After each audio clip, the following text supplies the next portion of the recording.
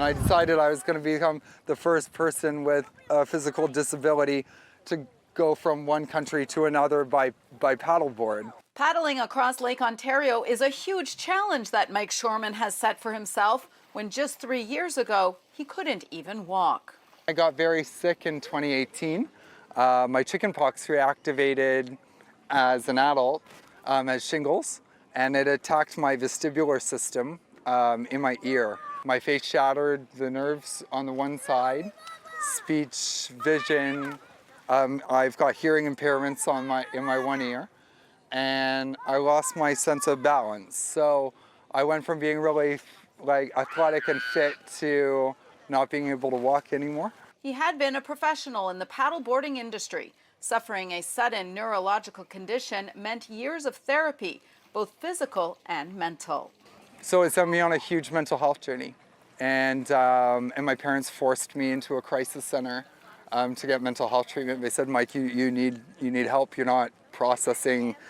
Finding mental health help gave him the courage to get back on a board. I ended up at a place with paddleboards, and some friends said, why don't you just try? Like dizziness and vertigo is a big part of my condition. When I turn my head from side to side, I still get dizzy. So that's water's challenging. Well, that first time he got out on a board again, he managed 3 minutes. But for him, it was a big success. Even though it took him a few days to recover, he was back out on the board the very next week. Overcoming many obstacles along the way, he hasn't stopped since. It was very scary, but I also felt like I was at home again. Working with Jack.org, a youth mental health organization, he hopes his attempt to paddle Lake Ontario gives others courage and raises much needed funds.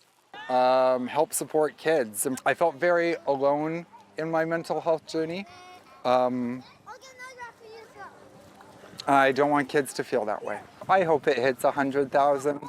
I hope. Yeah, that would be a really nice thing, I think. Well, Mike will be leaving Rochester on Sunday morning. If you would like to follow his journey and support him, you can go to our website, citynews.ca/extras. In Toronto, Audra Brown, City News.